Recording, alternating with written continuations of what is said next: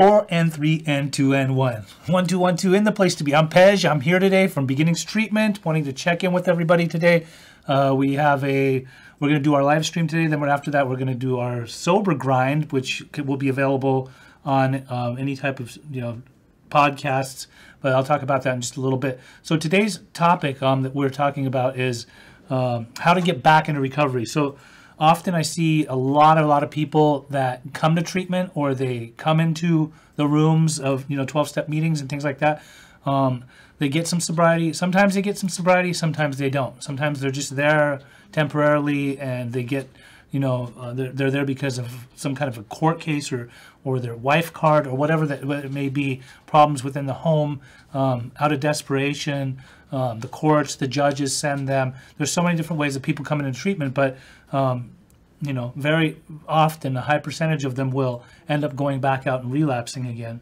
And then there's different types of people too in recovery that end up going out too. There's actually people that come and they get recovery for a year or a few years or a certain amount of period of time, like 6 months or a bunch of months, but then they too will often go back out.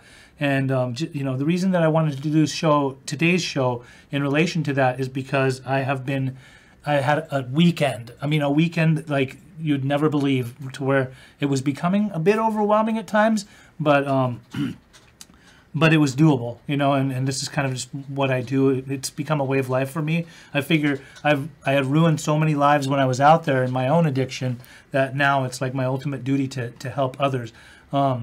Just this weekend alone, I was dealing with a young man who has been homeless on Skid Row for 6 months. And he's kind of become accustomed to the homeless lifestyle. He was running drugs for people down there in Skid Row just to be able to help nurture his own addiction. And he was staying at people's trap houses and things like that. And I think that he has put some sober time together. As far as I knew, when we did this intervention on him, he talked about being sober for a while. Now, I don't know exactly what that consisted of, if he was really staying sober the way I do sobriety, or the way some people that I know do sobriety, but he did say that he had a few years of sobriety. And this kid, he's a brilliant young man, musician, talented, but for some reason, he was totally defiant. At first, when I sat and talked to him, he was about it. He wanted to go back to treatment. He wanted to get help, and he just looked like he looked like he was straight off of the street. So he seemed very desperate. But then within a day or so, or actually later on in the day, when he was starting to kick from the heroin and all that, he started getting those thoughts that I want to go back and use again. And that's what happens so often, is where somebody can't endure the pain that comes along with withdrawing from drugs. And if you don't have that proper detox and you don't have somebody overseeing you, it's very likely, as an addict, alcoholic, that you will go back, as an addict, that you'll go back to seeking the opioids that numb you out anyway, and you don't have to feel that physical pain that is endured.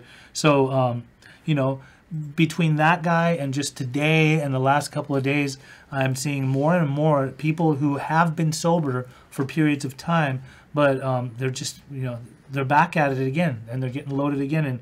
And we actually went and picked up a guy today, and a friend of mine called and said that he's been drinking again, and we went and picked him up, and he was really drunk. I'm talking like annihilated. You could just smell it on his breath. It smelled like whiskey, straight up. Like, I didn't have to ask what he was drinking, because it smelled like whiskey. But we went and took him. I had some friends take him to his house, dump out his liquor. I just got a text from a friend, and they said that. But how do you get a guy like that back into treatment or back into recovery? A guy that he himself says that he hasn't been. He had been sober for some time before. He had quit doing meth. He had quit doing heroin, but now he's just been drinking. So addicts and alcoholics will sometimes try to minimize their usage and think, well, I'm not doing one, but I'm doing the other. But this guy was trash drunk. Like, he definitely needed to get back. So how do we get somebody like that back? The person needs to become coachable and teachable. Also, whatever's going on with his environment. This guy, he lived with a roommate that still drank alcohol. So how do we take him out of that environment? Personally, I think the guy needs to go to sober living, or he may need to go to treatment and do a proper detoxification to get the alcohol out of his system, and then after that he can move on and do an IOP program or start going back to meetings like AA and things like that. But I wanted to start off with a couple of questions that were asked earlier that were written down, and one of them was, what is it about people that become sober that makes them want to go out? So one of the things that happens with people that are in sobriety that makes them want to go out is, I think I talked about this a couple of weeks ago. People will sometimes come into sobriety for whatever reason. It may be a number of reasons. Families send them.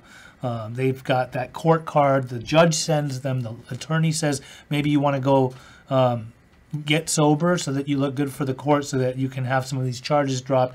And then there's some people who are just completely willing, and that's a beautiful thing. So usually it's the ones that really want to get sober that end up staying sober, or people that put themselves into treatment. There's a higher success rate in them. Oh, by the way, as we go along in this, if there's any questions that you have, please engage. Let me know. Ask questions.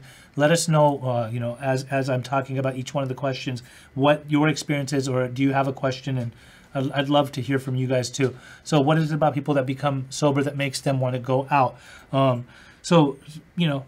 We see it so often. The people come, the fog clears, they start to actually take a look at themselves. They realize the magnitude and the impact that they've had on their families or their jobs or their their lives, their relationships that they have, and they want to get well. Well, once they start to get well, if they aren't doing the work that it takes to really do recovery, they will often drift, and it happens so often. They become they regress, basically. They go backwards. They're not moving forward in the recovery. They're not making the recovery the most important thing for them, and they're making life more important. And often you'll hear a lot of their excuses or things like, well, I got to get back to my job, or I have to take care of these bills, or I have to go back to my house. My kids want me, and this, that, and the other. But how are you going to be there for your kids if you're not a whole human being? How are you going to really go work a job if you don't have that recovery in place that you were almost kicked out of your job for in the first place? Or how are you going to be a family man or family woman if you're not a man or woman of recovery? We never want to forget where we came from. So often people will become sober but not stay sober because they think that they can keep on running their own show and doing it their way, which is, I haven't seen it really work for people. Many people get sober in many different ways. They get clean and sober in many different ways. But there's only a handful of people that I see that stay sober and have solid recovery and good lives, that live, a spiritual life, the ones that really, really give it their all and put as much effort into their recovery as they do into using and drinking. So is it difficult for people to come back? Well, obviously, if somebody goes out and they go back into that world, they have a higher tolerance. So let's say they're a heroin addict. If they go back and they with a fresh, clean slate, their body is all cleared out from all the drugs and everything. Often people will overdose because their bodies can't handle the amount of drugs that are going into them, and they overdose, and sometimes they're hospitalized, and sometimes they die. That's the reality of it. Is it difficult for them to come back? Absolutely, it's difficult for people to come back. It's really hard. You'll hear of people that stay back out for many years. You'll hear about people that stay out and they end up dying from this thing, and then you'll just see them come back and they're completely wiped out, destroyed, licked, and so and then they come in and they're already reluctant on they trudge lightly, for better sake of words. They come in, they see that people are sober around them, whether it be in meetings or in treatment. Some of them have been to treatment so many times that it becomes redundant for them. They don't know that they want to deal with all this again. What I think the core underlying issue is that they never really got real with themselves in the first place. The reason that they probably realize certain life circumstances that have happened to them that have basically defined their lives and put them in a position to where they're committed to misery. Even if they don't show it on the outside, they may give you smiles all day long, but they're dying on the inside. And resentment will take people out. Usually I see people that have a lot of time. What's that? Where are you from? Who should I ask that to? Where are you from? Sorry. Anyway, so I'm in the middle of something real quick. a lot of people are just angry. They don't even know that they're angry, and they'll go back out because they haven't worked through their resentments, or they'll continue to be resentful at certain people.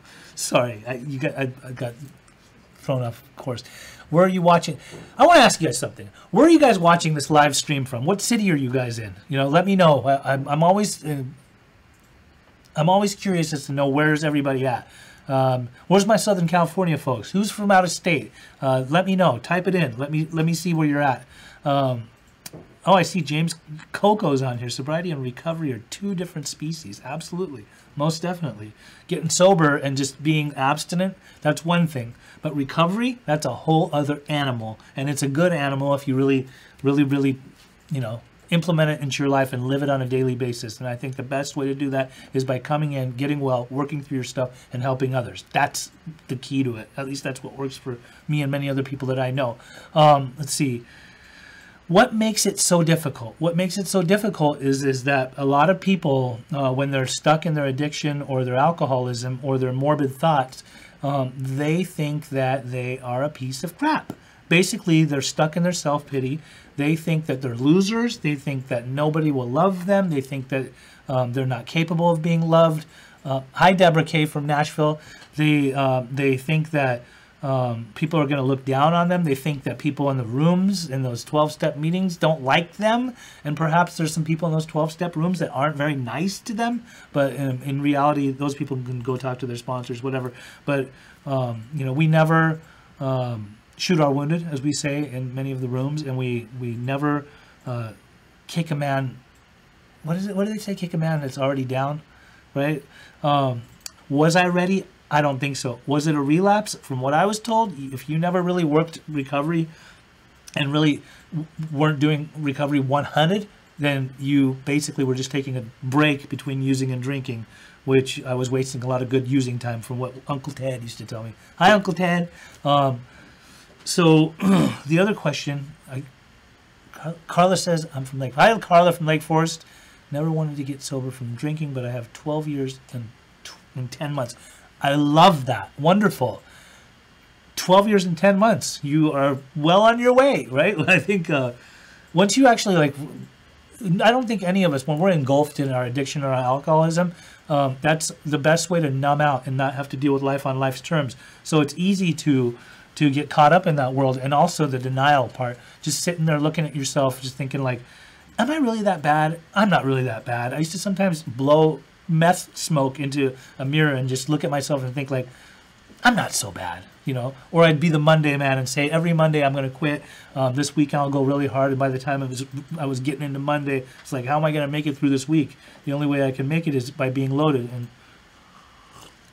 it never worked. So one of the other questions that was asked is for people who are trying to come back into recovery is there hope?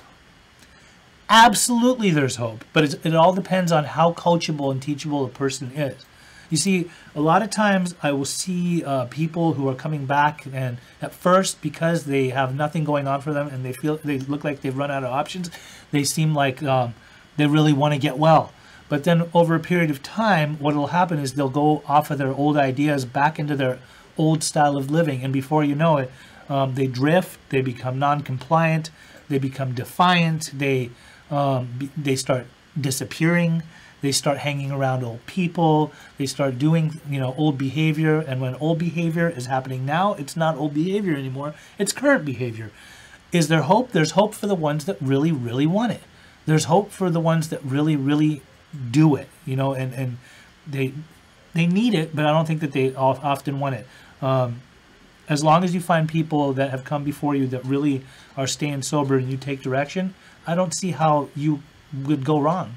You know, the one thing that was holding me back from ever getting well is that I didn't believe in hope. I felt like life had dealt me a bad hand, and I didn't know how to get well, and I didn't want to get well. There was this huge ego, you know, that was just preventing me from actually letting people into my life and people that were sober and listening to them. I had to be homeless, living out of my car with nothing going for me, fired from a job, trying to dry out on somebody's couch to the point where I just knew I couldn't do it on myself. Usually people get sober when they're completely desperate, like when they have nothing else going for them. That gift of desperation is basically a blessing within itself. let's see here. What? Please share this video with anyone. Oh, just so you guys know, we really want to get the word out that we're always constantly trying to help people. We want you to share this video often with as many people as you can. Can you scroll down a little bit? I got to see that other question too. Share it and let people know about this. And if you ever do need help, you don't ever hesitate to call me, call any of the people that I'm involved with. We are always at your service, however that may be, 24/7. I mean, that's just what we do. We want to help people, however that can be. What do I recommend people do that, and I think I just said it a second ago, what do I recommend that they do when they come back into recovery? Do this thing as serious as, if you're struggling and you can't seem to stay sober and you keep banging your head into a wall and you keep on coming back into circles of recovery, whether it be in the rooms of 12-step meetings, or you're back in treatment a bunch of times and you're sitting in those redundant groups and you're tired of sitting in front of a therapist and putting it all out there, the one thing you can do is take the cotton out of your ears and stick it in your mouth and call one of us, or talk to people that are in recovery that have some time, and just listen to everything that they do. If they say go left, go left. If they say go right, go right. Before you make any stupid decisions, call them. Ask them, what should I do? What do you think I should do? And always run it by somebody. I think that's what works best for people that are in recovery, that really take this thing by the horns. Let's see. So, mental wellness and information is key. Pez sharing knowledge, blessed to give back. Hi, Ed. Good to see you. That's Eddie Waterman right there. That guy is the alkaline key man, like the doctor, like basically the king of alkaline. Anybody wants alkaline water? Go to Eddie Sampio. Okay, so I want to ask a couple questions. So, well, first of all, I wanted to tell you guys about the Sober Grind. Austin Armstrong and I, we do a weekly podcast. We have a testimonial from sober people that come on and talk about their, short testimony for about 3 to 5 minutes. It's in all platforms, whether you're on Apple iPhones or you're on a Google phone or anything like that. You just type in Sober Grind into any podcast arena, and you can find us. We have a weekly show. If you ever want to be on the show, you can let us know. Also, we have the Ask an Addiction Specialist page, which if you just go up in your Facebook, the little bar up there, and type in Ask an Addiction Specialist, you can join us. You can come ask any questions that you ever have. If you have a loved one that's struggling, if you have any family members that are struggling, if you yourself are struggling, you can come and ask questions, and we will always be gracious enough to answer any questions that we can. We have professionals, we have people that have long-term sobriety, we have people that are knowledgeable when it comes to addiction and alcoholism that could will go above and beyond to try to solve any of the problems that you may be having, however that may be, and answer any questions that you have. So come to Ask an Addiction Specialist. I wanted to say, leave any thoughts or questions or comments on here. If we don't get to you here today, we will read them and we will answer them to the best of our ability. And again, where is everybody at today? I mean, what city do you guys live in? That's what I was wondering. Anybody? Are people writing anything besides the lady from Lake Forest and the lady from, where was it? Houston. Nashville, Tennessee. Kansas. Lake Forest, Houston. Any questions from the audience? I know it's kind of an odd time to be coming online right now. People are either at work or getting off of work or not online. But definitely, if you ever need to videos live stream they want to watch, what does it say? Ask them what type of feature videos or live streams they want to watch. What type of feature videos or live streams would you like to watch? Let us know. You can type it in down there. You can message me. I would be glad to relay any kind of messages back to our staff here at Therapy Cable and Beginnings Treatment. And since nobody's asking any questions right now, and I'm getting a phone call from a guy who's struggling at this very moment, I think we might just be signing off pretty soon here. But I just want you all to know, I care about you. We care about you. If you're ever out there and you're struggling and you feel like you got nothing going on, call us. Don't hesitate. It's okay. It's okay to get well. It's okay to starve the ego and feed the soul. It's okay to get sobriety. It's okay to, if you can't handle your family member, we'll even try to help you in any way that you can get some serenity in your life. So I love you all. Thank you, and I'll be back next week.